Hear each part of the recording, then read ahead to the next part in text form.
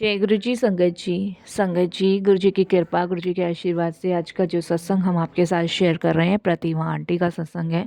बहुत प्यारा ब्लेसिंगफुल सत्संग है। तो मेरी विनती है आप सभी गुरु परिवार से हाथ जोड़ के कि सत्संग को अंत तक सुनिए, ध्यान से सुनिए, पूरा सुनिए। सत्संग का मतलब होता है सत्य का संग, और सत्संग की प्राप्ति जब ही होती है जब गुरु कृपा होती है। तो प्लीज़ साथ संगत जी बिना स्किप के सत्संग को बड़ी श्रद्धा भाव से अंत तक सुनिएगा।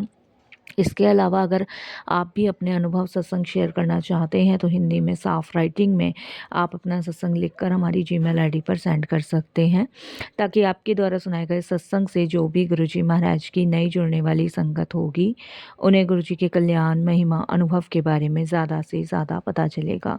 सत्संग आपको पसंद आए तो आप इसे लाइक कीजिए, चैनल को सब्सक्राइब कीजिए, वीडियो को शेयर कीजिए और चैनल को ज़्यादा से ज़्यादा संगत में शेयर ज़रूर कर दीजिएगा। और बेल आइकन दबाना बिल्कुल भी नहीं भूलिएगा। जब भी कोई लेटेस्ट सत्संग आएगा उसका नोटिफिकेशन आपके पास आएगा।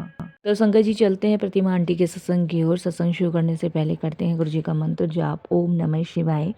शिव जी सदा सहाय। ओम नमः शिवाय। गुरु जी सदा सहाय। जय गुरु जी। संगत जी सबसे पहले गुरु जी महाराज के चरणों में कोटि कोटि नमन। सारी संगत जी को जय गुरु जी। अनंतम अनंतम शुक्राना मेरे गुरु जी पिता का कि उन्होंने मुझे मौका दिया कि आज मैं आप सभी के सामने गुरुजी महाराज के सत्संग शेयर कर पा रही हूँ। उसके लिए गुरुजी का अनंतम अनंतम लाख बार शुक्राना। सत्संग जी, मेरी जर्नी गुरुजी महाराज के साथ 2022 में शुरू हुई है। लॉकडाउन के बाद शुरू हुई थी। लॉकडाउन के बाद मैंने गुरुजी का नाम सुना था पर मैं कभी गई नहीं थी। और संगत जी, मैं अपनी फैमिली से लेके अपनी लाइफ तक बहुत डिस्टर्ब थी, मैं आपको बताऊं। और इसका जो सबसे बड़ा कारण था डिस्टर्ब होने का, वो मेरी फैमिली में ही मेरे इन लॉस थे, मेरे हस्बैंड थे। इन वजह से मैं बहुत डिस्टर्ब थी। संगत जी, मैं जितना भी उन लोगों को समझाने की कोशिश करती थी उतना ही संगत जी वो लोग मुझसे दूर होते थे। घर में लड़ाई झगड़ा कलेश इतना ज़्यादा था कि कोई किसी की बात सुनने को तैयार नहीं था। संगत जी, मेरे इन लॉस का कहना यही था कि मैं जॉब छोड़कर घर में कामकाज संभालूं। संगत जी, मैं जॉब छोड़ भी दी, मैंने उनके कहने पर जॉब छोड़ भी दी, लेकिन फिर भी संगत जी उन लोगों ने मेरे को इस कदर कर दिया कि मैं आपको बता नहीं सकती कि हर छोटी बड़ी चीज़ का इल्ज़ाम मेरे ऊपर डालना, मेरे हस्बैंड को मेरे अगेंस्ट कर देना और फिर घर में लड़ाई कराना। और लड़ाई भी संगत जी छोटी मोटी नहीं, बहुत बड़ी बड़ी लड़ाई। जब मैं जॉब करती थी तो मेरे हस्बैंड को संगत जी उन लोगों ने इतना मेरे अगेंस्ट किया कि उन्होंने मेरा अफेयर बता दिया कि मेरा कहीं किसी बाहर आदमी से अफेयर चल रहा है। इस चीज़ को लेके मेरे हस्बैंड और मेरे बीच में बहुत लड़ाई झगड़े हुए। इतने लड़ाई झगड़े हुए साथ संगत जी की चीज़ों को संभालना बड़ा मुश्किल हो गया था मेरे लिए। हर छोटी बड़ी बात पे संगत जी हम दोनों के बीच झगड़ा होता था। और सबसे बड़ी बात संगत जी होता है जब किसी औरत पे उसका खुद का पति ही चरित्रहीन होने का आरोप लगाए, तो ऐसी कंडीशन में आदमी को ना समझ नहीं आता कि वो करे तो करे क्या। और खुद मेरा हस्बैंड संगत जी मेरा बाहर अफेयर बता रहा है, जबकि मैंने कभी अपनी लाइफ में कोई गलत काम नहीं किया। और संगत जी, जो करेगा वो डरेगा, जो करेगा नहीं वो डरेगा नहीं, तो मैं डरती नहीं थी। तो इस चीज़ का भी संगत जी मेरी फैमिली ने इश्यू बना दिया। हुआ ये संगत जी कि कोरोना के बाद मैंने वापस से जॉब ज्वाइन करी। जॉब ज्वाइन करने के बाद संगत जी आने में काम का प्रेशर इतना ज़्यादा था, तो कभी ऊपर नीचे हो जाता था। जब मैं अपने हस्बैंड अक्षय को कॉल करती थी तो उसका ये कहना होता था कि अभी मैं ऑफिस से निकला नहीं, या मैं घर आ गया हूँ, तुम कैब लेकर आ जाओ या कुछ भी करके आ जाओ। ऐसे मेरे हस्बैंड के शब्द होते थे। तो मेरे ऑफिस का एक स्टाफ है संगत जी, जिसका नाम निखिल है, और वो भी मुझे बड़ी दीदी की तरह समझता है, मैं उसे छोटे भाई की तरह ही समझती हूँ। तो संगत जी, जिस रोड पे, जिस सड़क पे मेरा घर पड़ता है उससे ही आगे उसका भी घर है। तो हालांकि मैं संगत जी वो मैरिड नहीं है, तो बड़ी बहन की तरह मानता है। तो संगत जी हम कभी कभी हंसी मजाक भी करते हैं। देखिए, जब एक रिश्ता में हम लोग हैं तो फिर एक रिश्ते के अकॉर्डिंग ही मजाक कर लेते हैं।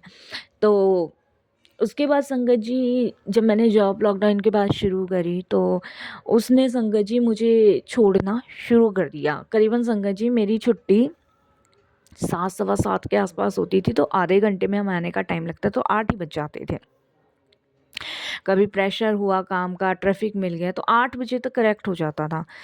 तो संगत जी जब उसने मुझे छोड़ना शुरू किया तो मेरे इन-लॉज़ मुझे देखते थे। तो संगत जी जब एक बात बताओ, जब वो मुझे ड्रॉप कर रहा है तो मैं उसको बोलूँगी कि ध्यान से जाना, ठीक से जाना और आराम से बाइक चलाना, तेज़ मत चलाना। क्योंकि संगत जी जब बहन का दर्जा दिया तो हर बहन यही बोलती है अपने भाई से। तो मैंने कहा निखिल सही से जाना, ध्यान से जाना और बाइक तेज़ मत चलाना। इस तरीके से संगत जी मैंने उसको ये बात बोली। ये मेरे इन-लॉज़ ने देख लिया। अब संगत जी मेरे इन-लॉज़ का भी मुँह बन गया, मेरी सास का भी मुँह बन गया और इस चीज़ का इश्यू संगत जी उन्होंने मेरे हस्बैंड से कहना शुरू कर दिया।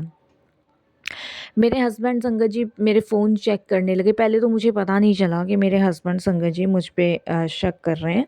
पहले तो वो मेरे फ़ोन चेक करने लग गए, मेरा पर्स चेक करने लग गए। मैं नहाने जाती थी तो संगत जी मेरा अ, लैपटॉप चेक करने लगे। मतलब हर एक वो चीज़ मेरी चेक करनी उन्होंने शुरू कर दी, जैसे कोई सबूत मिल जाए। तो संगत जी ऐसे-ऐसे वो देखते थे। तो संगत जी जब निखिल अपने घर रात को पहुँच जाया करता था, तो मैंने उसको कह रखा था, मैं जब तू पहुँच जाए तो मुझे एक मैसेज डाल दियो, क्योंकि संगत जी वो अपने घर में अकेला ही है, उसके मम्मी-पापा हैं और कोई नहीं है। तो ठीक है, वो बहन मानता है, दिल से उसने माना है, मैंने भी भाई माना है, तो वो रात को मैसेज लिख दिया करता था कि मैं पहुँच गया। तो मेरे हस्बैंड मुझसे अक्सर बोला करते थे मैसेज, मैंने कहा अरे भाई मैंने ही उसको कह रखा कि तू पहुँच जा तो मैसेज कर देना। तो इस छोटी-सी बात का इश्यू बन गया। इस पे लड़ाई झगड़े करने शुरू कर दिए। मेरे इन-लॉज़ ने, मेरे हस्बैंड ने कहना शुरू कर दिया कि उसके साथ आती है, बाइक पे आती है, कोई इज़्ज़त नहीं है, कोई बेइज़्ज़ती नहीं है, लोग देखते हैं, तमाशा देखते हैं, क्या बना रखा है ये है। संगत जी इस बात को लेके मेरे हस्बैंड मेरे में बहुत झगड़ा हुआ। मैंने कहा आप शक कैसे कर सकते हैं भई, एक बात आप मुझे बताओ। वो मेरे ऑफ़िस में काम करता है और एक ही रास्ता पड़ता है, अगर वो मुझे छोड़ देता है तो बुराई क्या है? और दूसरी बात, भई पहुँच जाता है, वो मैसेज कर देता है, उसमें भी क्या दिक्कत है? कुछ गलत तो है नहीं। गलत आप लोगों की आँखों का है, आपकी सोच का है। मेरा तो कोई गलत है नहीं और ना ही उसका इंटेंशन कोई गलत मुझे दिख रहा है या है हमारे बीच में। तो उसके बाद संगत जी मैंने उसकी साइड ले ली तो भी इशू बन गया। बहुत झगड़े हुए संगत जी, इतने झगड़े हुए कि मेरे हस्बैंड ने रोज़ कलेश करनी शुरू कर दी, तू जॉब पे नहीं जाएगी। संगत जी इतनी मुश्किल से मेरे माँ-बाप ने मुझे पढ़ाया-लिखाया, मुझे एक जॉब मिली और शादी से पहले, मेरी शादी को ज़्यादा समय नहीं हुआ है संगत जी, लॉकडाउन से पहले ही शादी हुई है मेरी। तो मेरे हस्बैंड ने उस समय, मेरी इन-लॉज़ ने, सबने कहा था कि हमारी तो ये बहू नहीं बेटी है, हम तो बेटी की तरह इसे मानते हैं, हमारे मन में कोई भी इसके प्रति तो कुछ गलत भाव नहीं है, ये हमारी बेटी है और जैसे हमारी बेटी रहती है वैसे ये रहेगी, खूब करे जॉब, खूब कहीं आए-जाए, कोई रोक-टोक नहीं है, हम बहू नहीं बेटी लेके जा रहे हैं। इस तरीके का संगत जी इंटेंशन उन लोगों ने हम लोगों के साथ किया और हम बड़े खुश थे। और मैं संगत जी बड़ी खुश थी कि भई इन-लॉज़ ऐसे मिले हैं, हस्बैंड ऐसे मिले हैं जिनकी सोच प्रैक्टिकल है, कुछ ऐसी नहीं है जो लोगों की होती है, जॉब नहीं करना, ये नहीं करना।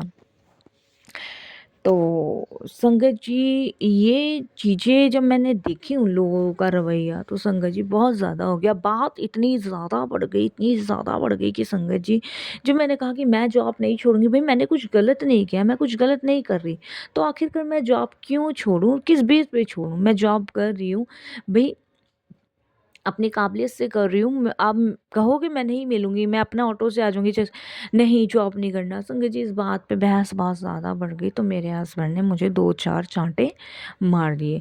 संगत जी बिना गलती, बिना वजह के संगत जी मुझे मानसिक उत्पीड़ित करने शुरू कर दिया। मानसिक भी, शारीरिक भी बहुत मेरे साथ किया।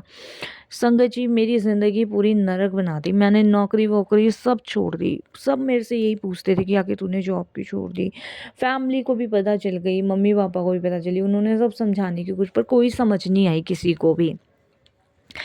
तब संगत जी मेरी फ्रेंड ने मुझे गुरुजी के बारे में बताया, बोली कि तेरी लाइफ में इतनी सारी चीज़ें डिसबैलेंस चल रही है, तू गुरुजी को मानना शुरू कर और देख गुरुजी सब सही करेंगे।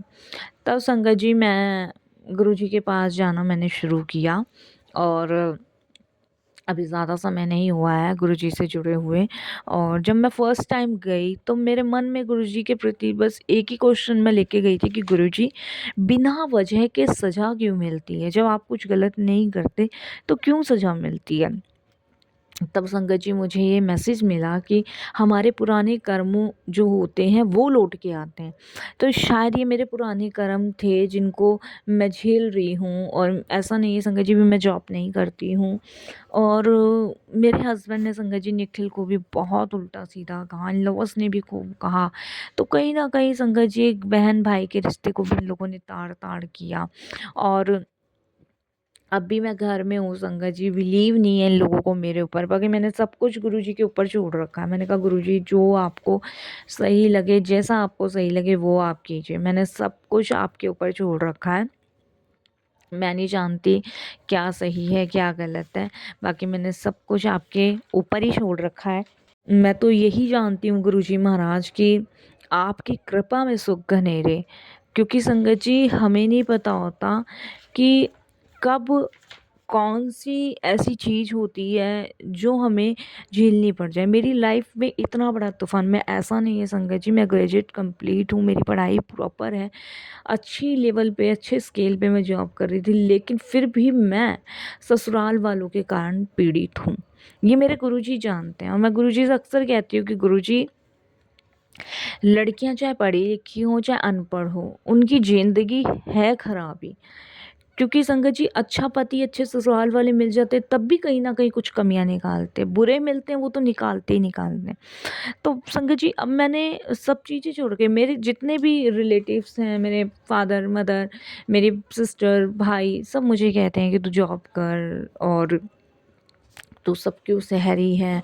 लेकिन संगत जी मैं एक ऐसे बंधन में बंध चुकी हूँ जहाँ से कुछ भी नहीं छोड़ा जा सकता। संगत जी रिश्ता ख़त्म होने की कगार पे ही है। मेरे इन-लॉज़, मेरे हस्बैंड चाहते हैं कि हम एक-दूसरे को छोड़ दें। लेकिन संगत जी मैं समय का इंतज़ार करती हूँ। गुरुजी कहते हैं कि समय के साथ सब सही हो जाएगा। छोड़ने को तो संगत जी, ख़त्म करने को तो 1 मिनट में रिश्ता यूँ ही ख़त्म हो जाएगा। लेकिन सब कुछ गुरुजी के ऊपर छोड़ा हुआ है, सब कुछ गुरुजी के हवाले हैं। जो भी उनको सही लगेगा, जैसा उनको सही लगेगा वही होगा। क्योंकि कहते हैं ना संगत जी, करने कराने वाले वो हैं। बस आप अपना कर्म अच्छा करो, आप अपने विचारधारा अच्छी रखो, अपनी ज़िंदगी की भागदौड़ अपने गुरु के हाथ में सौंप दो। जब आप अपनी ज़िंदगी की भागदौड़ गुरु के हाथ में सौंपते हो ना, क्योंकि वो संगत जी हर परेशानी से निकालते हैं। मुझे 2 साल से संगत जी, गुरुजी ऐसे-ऐसे रास्ते खोलकर ऐसी-ऐसी परेशानियों से बाहर निकाल रहे हैं जिसकी मैंने कभी कल्पना नहीं की होगी। मैं अच्छे से जानती हूँ संगत जी कि गुरुजी की शरण में जो भी आ गया ना, उसके दुःख ख़त्म होने हैं, लेकिन उसके लिए पेशेंस रखना होता है, उसके लिए सब्र रखना होता है। क्योंकि जब हम गुरुजी से जुड़ जाते हैं ना, तो हमारी ज़िंदगी के आधे से ज़्यादा दुःख, दर्द, परेशानी गुरुजी यूँ ही ख़त्म कर देते हैं। मुझे पूरा विश्वास है संगत जी कि मेरी लाइफ़ में जो भी दिक्कत, जो भी समस्या, जो भी परेशानी चल रही है वो गुरुजी दूर करेंगे, विश्वास है। हर चीज़ को ख़त्म नहीं किया जा सकता संगत जी, हर चीज़ में बदलाव लाया जा सकता है। संगत जी मेरे हस्बैंड और मेरा जो पहले रिश्ता था ना, वो अब वो रिश्ता नहीं रहा। क्योंकि जब कहते हैं ना, हस्बैंड वाइफ के बीच में कोई तीसरा बंदा आ जाता है तो संगत जी घर बिगड़ता ही बिगड़ता। और मेरे लॉज़ संगत जी, उनकी सोच बस यही है कि वो मेरे को छोड़ के कहीं और शादी कर लें, कोई और मिल जाएगी बहू। लेकिन संगत जी मेरा मेरा क्या होगा? मेरे बारे में कोई भी नहीं सोचता। और संगत जी मेरी जैसी तमाम लड़कियों की कहानी है ये। हम जैसी तमाम लड़कियों के पास सिर्फ़ एक गुरुजी का सहारा है। और जब गुरुजी का सहारा हम तमाम जैसी लड़कियों के पास है ना संगत जी, तभी हमारा कल्याण हो सकता है। क्योंकि गुरुजी हमें शक्ति देते हैं। गुरुजी कोई जादू की छड़ी नहीं घुमाते कि चीज़ें बदल जाएगी। गुरुजी अंदर से स्ट्रॉन्ग करते हैं, अंदर से मजबूत करते हैं। हमें उस चीज़ से लड़ने में ऐसी मदद करते हैं कि हम हार ही नहीं सकते। दुःख आता है तो संगत जी हम घबरा जाते हैं, परेशान हो जाते हैं कि क्या करें, क्या नहीं करें। लेकिन जब हम गुरुजी से जुड़ जाते हैं ना, तो उस गुरुजी से जुड़ने के बाद हमें हमारे दुःख से हराने में गुरुजी मदद करते हैं, हमारी परेशानी से बाहर निकालने में हमारे गुरुजी मदद करते हैं। बस हमें विश्वास करना है, भरोसा करना है, समर्पण करना है। संगत जी मुझे गुरुजी ने इतना स्ट्रॉन्ग कर दिया, मैं पता मेंटली डिस्टर्ब हो गई थी। जॉब नहीं कर रही थी, बिना गलती के सज़ा भोग रही थी, बिना गलती के मैं टॉर्चर अपने हस्बैंड का सह रही थी। दिन-रात मेरे हस्बैंड मुझे टॉर्चर करते हैं।